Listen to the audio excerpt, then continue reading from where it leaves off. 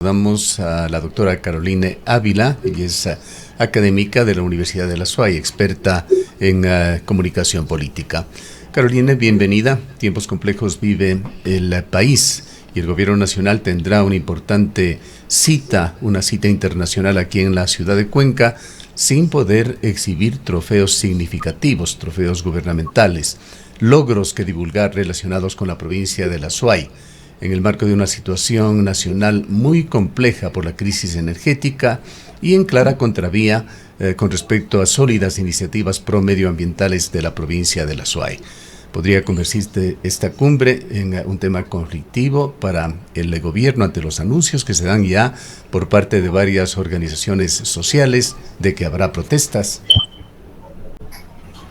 Muchísimas gracias por la invitación. Un saludo muy cordial a usted, querido Gustavo, querida Rosana.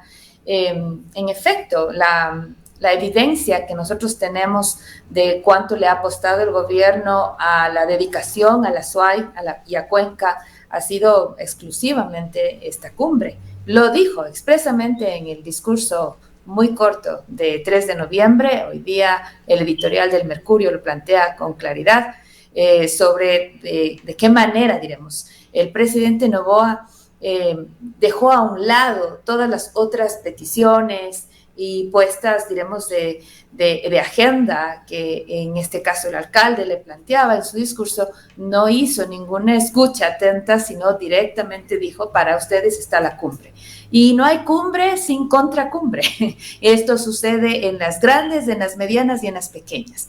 Y precisamente lo que acabamos de escuchar da cuenta del esfuerzo también de los otros sectores, sobre todo a partir de quizás la más interesante confirmación que ha recibido el gobierno, fuera de lo que ya se sabía que en España ya se oía, al menos que venía y tenían la confirmación de la delegación española. Habrá que ver si eso se sostiene debido a los incidentes y la tragedia en Valencia, que es tan dolorosa, tan lamentable, y que quizás estará poniendo en duda también esa participación.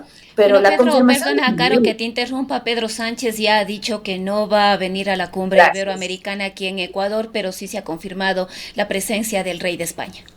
Gracias por esa aclaración, querida Rosana. Entonces, diremos, poniendo a un lado la participación del rey de España, la de Milei, en el caso de continente americano, llama poderosamente la atención por que coincide ideológicamente con el mandatario, porque a su vez ha sido, diremos, de los que más ha girado esta mirada hacia la derecha, y es el que convoca en este sentido a las fuerzas del activismo de la izquierda y que generarían esta contracumbre. Todo esto le sigue dando más fuerza, más dinámica al encuentro, que, insisto, era algo que estaba haciéndole falta a este tipo de condiciones que normalmente acogen los encuentros y las conversaciones internacionales. Veamos cómo evoluciona, sobre todo si es que escuchamos que ya vamos a tener más horas de apagones. Entendemos que la SUAY, que Cuenca en particular, va a tener un privilegio para poder dar prioridad sobre todo al encuentro internacional que va a llevarse a cabo. El tema es que la necesidad es tan grande que no puede reducirse a los 3 días de cumbre la atención en nuestra región, la atención gubernamental me refiero, y que en este sentido el gobierno va probablemente a recibir un margen de tregua, un margen de compás de espera, diremos, pero que sabe muy bien que se le agotará para la siguiente semana de noviembre. Como usted señalaba, hay una agenda inconclusa, en muchos casos que no se la ha asumido debidamente o no se la ha asumido directamente, en otras se ha retrocedido, como el caso del centralismo. Allí está lo que sucedió con Selec EP, en temas como la vialidad, con ofertas que siguen siendo absolutamente vagas y muy alejadas de las aspiraciones de la provincia, y sobre todo esa controversial actuación del gobierno con el Ministerio del Ambiente al frente, apoyando un riesgoso proyecto minero para la provincia de la SUAY, para la ciudad de Cuenca, para la sostenibilidad de los sistemas de agua, Quimsacocha, Loma Larga. Y quizá por eso, Gustavo, los menos de 4 minutos de discurso, lo que vino a dar fue solo un saludo, diremos así, en el mejor de los casos, porque si cualquier otro tipo de argumento u otra línea de su agenda gubernamental iría directamente en contra de lo que llamamos la sociedad o las fuerzas vivas de... Estamos con algún problema de internet. Sí, lamentablemente estamos con algún problema de internet. Vamos a tratar de recuperar la señal con Caroline Ávila, quien se está refiriendo a las protestas que se anuncian ya de parte de diversas organizaciones sociales con respecto a la cumbre iberoamericana de presidentes que tiene que realizarse ya la próxima semana en la ciudad de Cuenca. A ver si podemos recuperar esa señal. Con respecto al tema que se estaba refiriendo Caroline, también sobre esta consulta que se ha hecho, consulta ambiental ya en la provincia de La Suay, denunciada por la asambleísta Sofía Sánchez, documentada también por ese pedido de condiciones de seguridad. Efectivamente se realizó el día 31 de octubre, día para el cual se pedía estas medidas de seguridad. Esto fue el jueves de la semana anterior. En lo que respecta al cantón San Fernando, se había escogido por parte del Ministerio del Ambiente la comuna Chumblín Sombrederas. Con respecto al cantón Cuenca, parroquia Victoria del Portete, se habría hecho esta consulta en la comunidad Durazno. Y en lo que respecta al cantón Girón, parroquia San Gerardo, esta consulta se habría hecho en la comunidad Cristal Aguarongos. De allí la pregunta que hacía públicamente Sofía Sánchez, ¿en dónde, con quiénes y a quién se hizo esta consulta?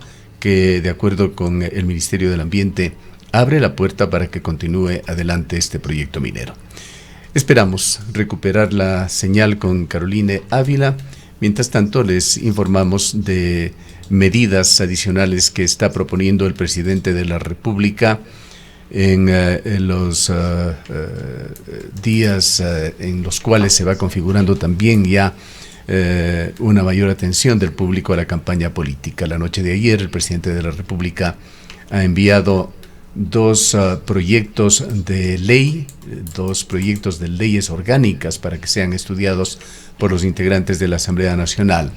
Uno para proteger la economía familiar, el segundo para poner fin a las estructuras económicas del crimen organizado en el país. El primero de los proyectos enviados por el mandatario nacional busca generar alivio financiero y el fortalecimiento económico de las generaciones en el Ecuador. El objetivo del instrumento es generar estabilidad laboral y apoyar a los jóvenes emprendedores. Se plantea desarrollar acciones concretas para prevenir, localizar y eliminar el delito de activos. La ley urgente de lavado de activos presentada por Daniel Noboa creará también nuevos impuestos a los vehículos. El proyecto fue enviado la noche de ayer. Estamos ya nuevamente en contacto. Carolina, mil disculpas, no sabemos exactamente qué sucedió, pero internet nos falló en uno de los dos extremos. Estábamos escuchándole con respecto a esta compleja situación, esta delicada situación de las relaciones entre la provincia de La Suay, el gobierno de Daniel Noboa y esta coyuntura de la realización de la 29ª cita iberoamericana de presidentes. Adelante. En efecto, la expectativa, y aquí tenemos que poner el hombro como cuencanos y cuencanas, la cumbre ha sido ofrecida y creo que bien recibida como buenos anfitriones que somos y que debemos demostrar ser. Luego no es solamente la cumbre de mandatarios, también tenemos la de empresarios. Y esa se mantiene, está ahí vigente, y es una gran oportunidad para poder mejorar esas relaciones comerciales, que será además lo único eficiente quizás de estas visitas.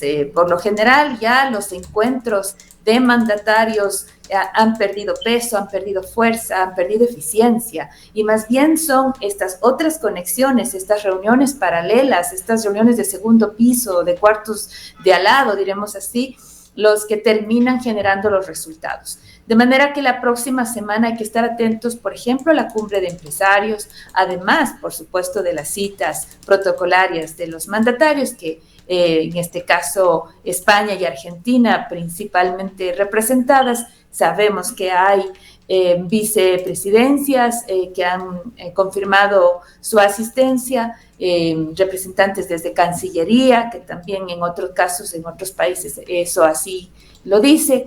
No va a ser una cumbre tan vistosa en términos de la representación, pero sin duda va a ser el espacio que Cuenca podrá aprovechar para poder mostrarse hacia el mundo. Ojalá pueda tener en ese sentido una vitrina bien aprovechada. La diferencia es qué va a pasar después de la cumbre, qué va a pasar el 17, el 18, cuál va a ser la agenda del gobierno de Noboa con nuestra ciudad. No se le puede acabar el 15 de noviembre, tiene que pensarse en los siguientes meses.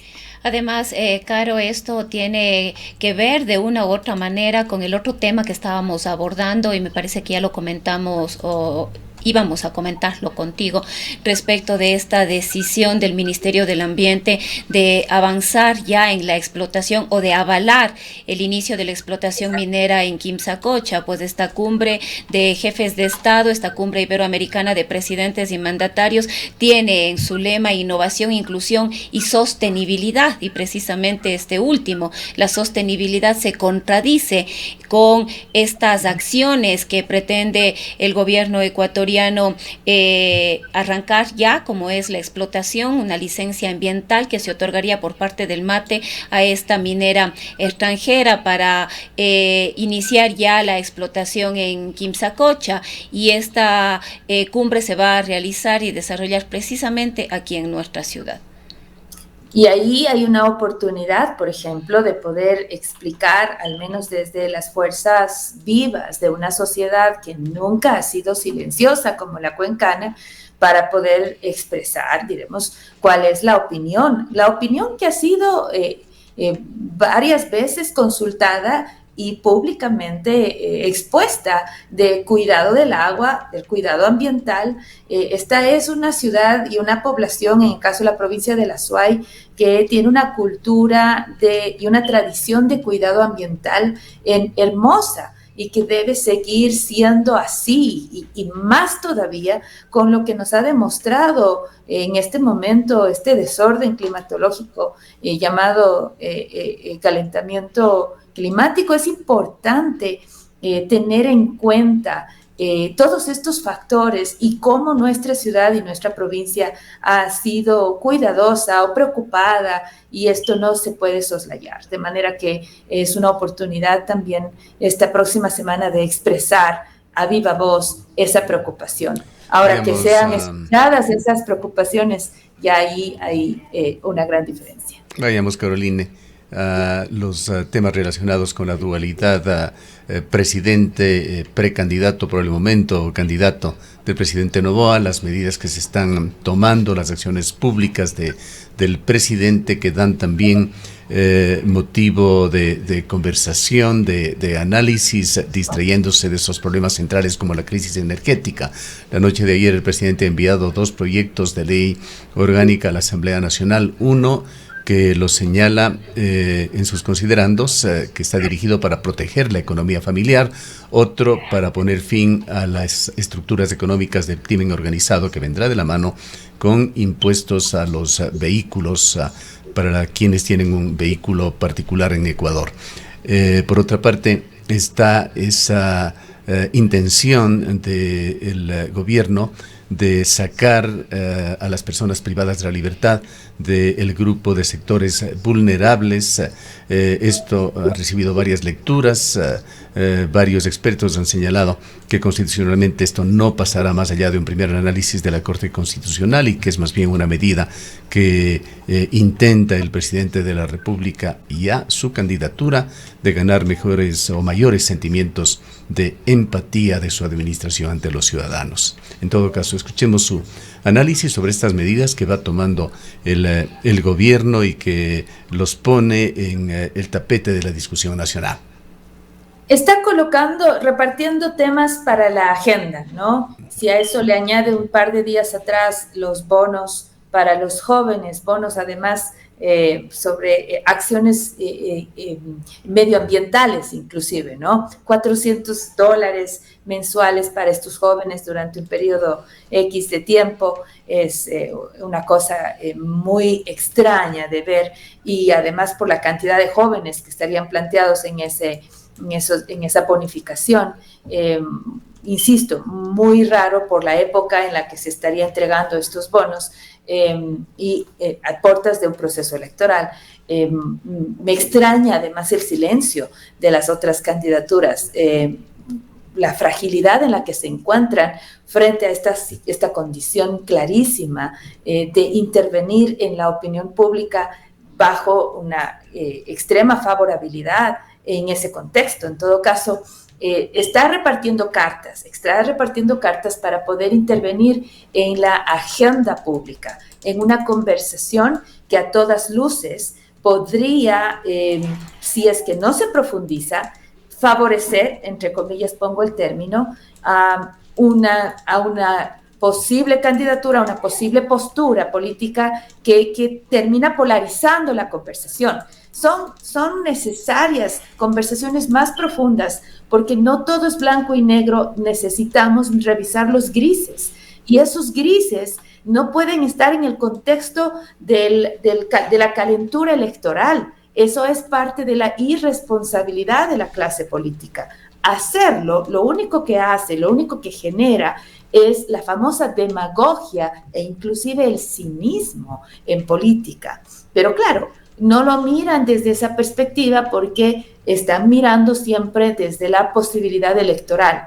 Es tan soberbio, tan absurdo como cuando ellos vaciaron Mazar sin tomar la previsión adecuada, sin cuidar el embalse, y ahora estamos otra vez viviendo 6, 8 horas, incluso ha dicho más Inés Manzano, porque seguimos viviendo esta circunstancia irresponsable del manejo energético. Si es que fueron irresponsables con el cuidado del embalse de Mazar, de la misma manera están siendo irresponsables con la discusión política, que para poder hacerla de manera cuidadosa, profunda, delicada, aléjenla del proceso electoral. Póngala en un momento de más tranquilidad, en donde el postureo político, por decirlo de alguna manera, no intervenga en las decisiones y en las opiniones. El pueblo debería darse cuenta de cómo están queriendo manipular su opinión y su voluntad. Es peligroso esta entrega así de cartas solamente por opiniones que al momento de polarizarlas, así como las están polarizando, pueden terminar siendo peligrosas. Sí, quisiera también resaltar, el día de ayer tuvimos una entrevista con el gerente del Banco de Fomento, Banecuador, hoy en día, y entre otras cosas indagábamos, contrastábamos las declaraciones del presidente en ese corto discurso en la ciudad de Cuenca. Allí dio algunas cifras y entre ellas llamó la atención el hecho de que señaló el presidente de que se había asignado, hablando de la provincia de La Suay, se entendía, $24 millones en un proyecto para combatir el calentamiento global. Preguntado, el gerente de Banecuador, el economista Vintimilla, señaló que posiblemente se refería el presidente a una línea de crédito de $10 millones para compra de generadores con 6 meses de gracia, 11,5% de interés, que estaba a disposición del público en el en Banecuador. Indagando un poquito más, en la ciudad de Cuenca no se ha tramitado un solo crédito, no se ha aprobado un solo crédito. Vaya a saberse por qué, las condiciones, los plazos, los tiempos o la velocidad con la que se mueve la burocracia, pero no hay 0% de efectividad en este proyecto que fue parte del discurso del presidente de la República. Y más bien, en cuanto a estas ayudas que el presidente está tratando de canalizar para la población, ayer recibimos denuncias en este medio de comunicación de jóvenes profesionales con grandes dificultades para encontrar empleo, que deben por crédito educativo al Estado. Muchos de ellos, quienes han superado una deuda o falta de pago por 6 meses, han sido objeto de onerosas multas por parte de, me imagino, Banco del Pacífico, antes era el IES, en estos créditos, $1,000 de multa. Hay una preocupación enorme en estos jóvenes que difícilmente pueden sobrevivir en las condiciones que tiene Ecuador con estas actitudes que contrastan radicalmente con una serie de medidas que viene anunciando el gobierno para supuestamente aliviar a la población. Y añado a eso que las denuncias que también ya se están presentando sobre la famosa página para poder acceder al bono de los $400 también dicen que no entra, que no hay cómo llenar el formulario, etcétera. Entonces, a veces son eso, ¿no? Titulares en redes, videos de TikTok que ya entusiasman a la población, y con que salga en algún medio que jale mucho, ¿no es cierto?, la conversación digital, que arrastre mucho a la conversación digital, pues ya alcanza para sostener ese 40 y tanto % de aprobación que algunas encuestadoras dicen que tiene todavía el presidente Noboa.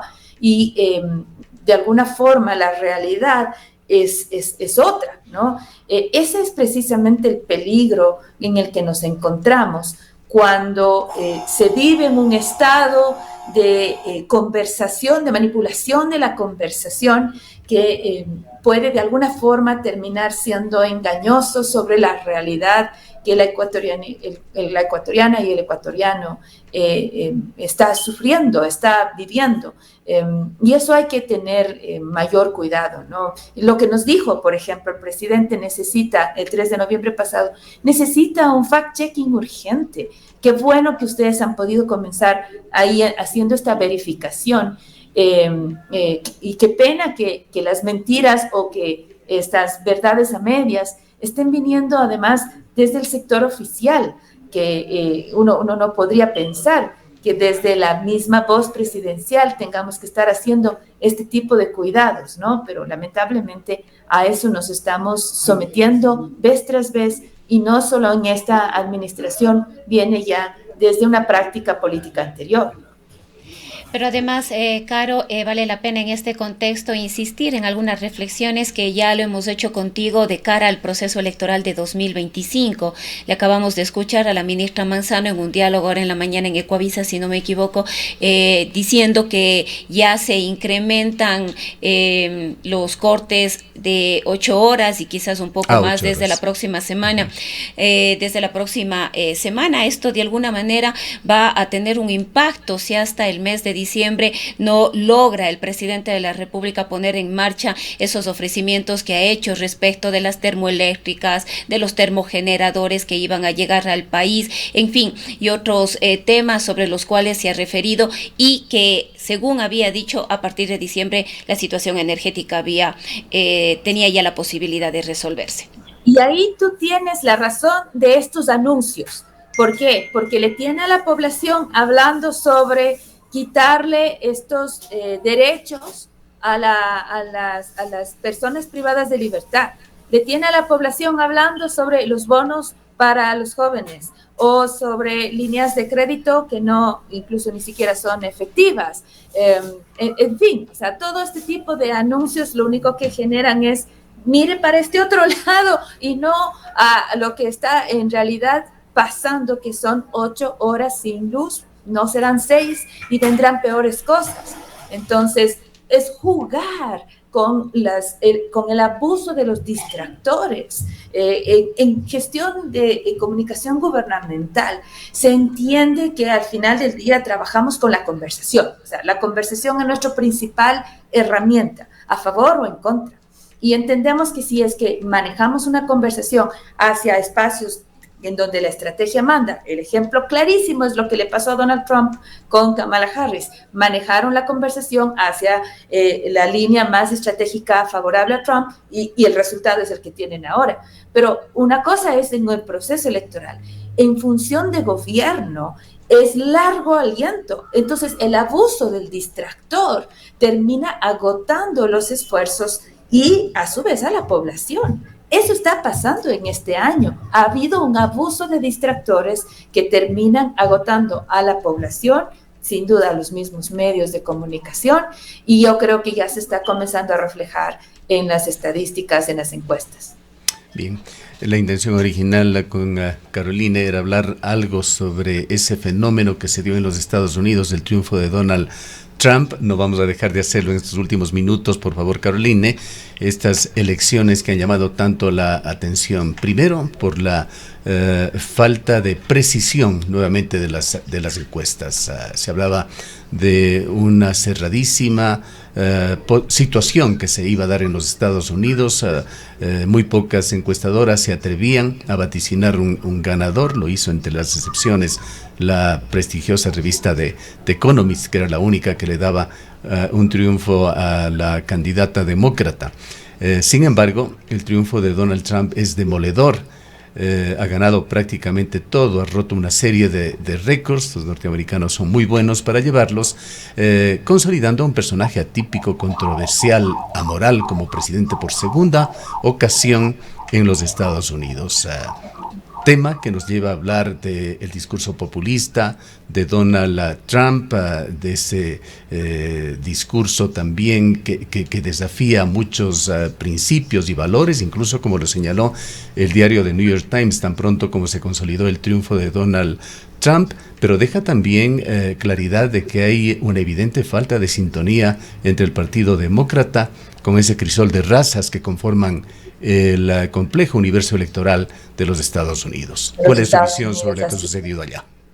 Claro que sí. Yo justo mencionaba, para enganchar con lo que mencioné anteriormente, cuando uno mira la curva de aprobación y mira a su vez con el cambio de preocupación de la ciudadanía, de los intereses del electorado, es evidente cómo la conversación fue cambiando, ¿no? Cómo fue girando, cómo lograron hacerlo.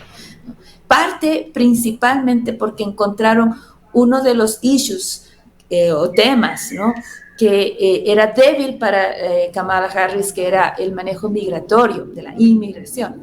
Y ese fue además un punto clave, un punto además de quiebre en una entrevista en particular, en donde ella tuvo que admitir que había un error en esos manejos.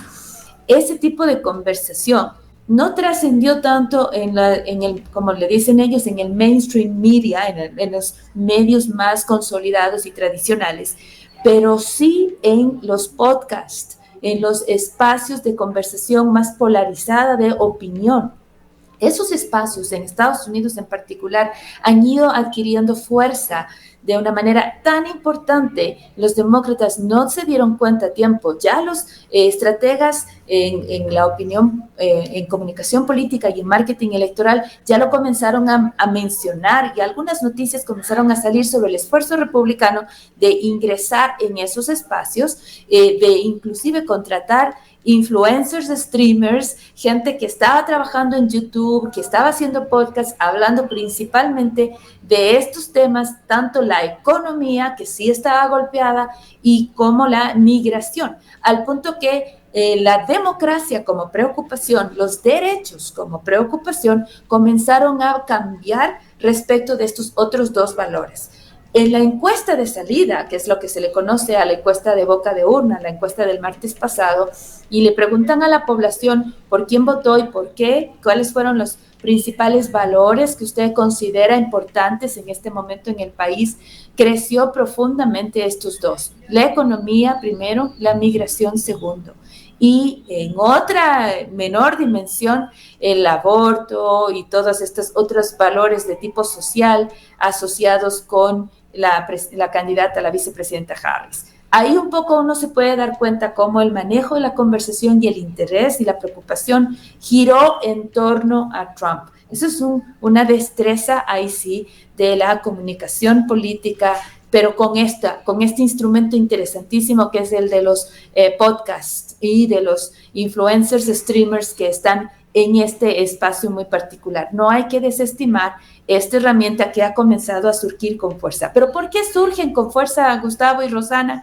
Porque no solo le pasa a Estados Unidos, le pasa a nivel general.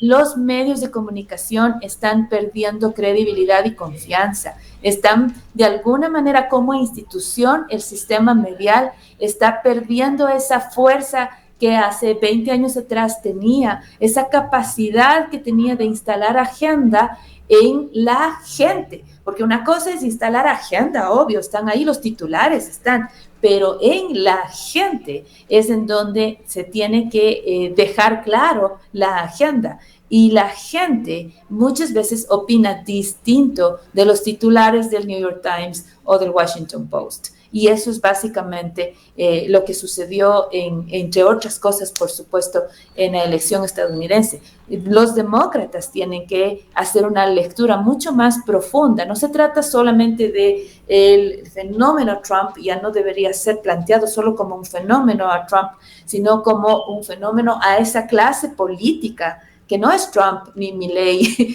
ni Bolsonaro, sino más bien a esa clase política tradicional que no está respondiendo a esas necesidades más profundas de la sociedad y que permite que estas otras expresiones políticas llamadas fenómenos así terminen siendo más recurrentes. Esa recurrencia se da precisamente porque este americano profundo, el working class que le dicen, ¿no es cierto?, este trabajador, la clase trabajadora no se siente representada. Y ahí es la expresión de eso es el martes pasado.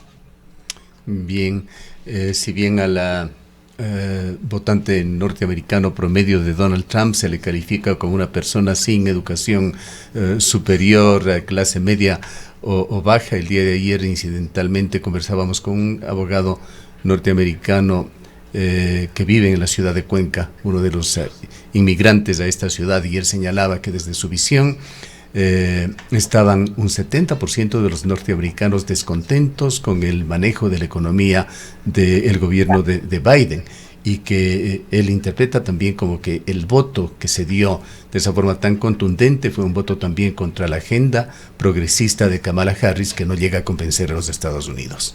Y adicional, por ejemplo, ya cuando se mira en donde hay cambios, en donde los demócratas pierden, sí, si bien es cierto, siguen siendo mayoría en esos estratos, pero están perdiendo votación en los jóvenes universitarios menores de 30 años. Mire usted, allí los demócratas están perdiendo espacio y se han sorprendido profundamente, porque ese era su nicho principalmente.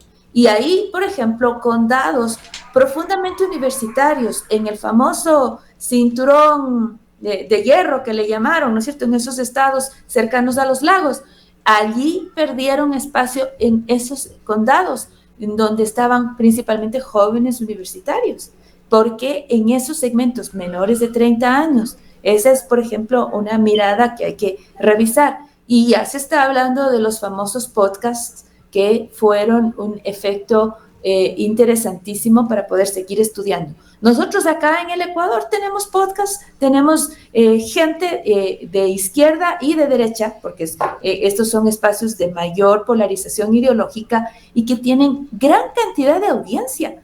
Y que está cambiando la forma como la gente consume noticia. Es que además de escuchar aquí el noticiero de Antena 1, más tarde van al YouTube y se ponen a buscar esos espacios que les interesa. Además buscan a opinadores, diremos así, que les llama más la atención porque congenian con sus ideas. Y ahí ustedes entienden el fenómeno de la misma Alondra Santiago, de la misma por el un lado, ¿no? Y por el otro lado, Janedy Nostroza, y solo le pongo dos nombres, o el mismo Carlos Vera por un lado, y por otro lado tiene Orlando Pérez, en fin, son esos podcasts en términos específicos, pero también ahora hay jóvenes que están incursionando en esos lenguajes, además con una lógica mucho más lúdica, didáctica, pedagógica, que están capturando la atención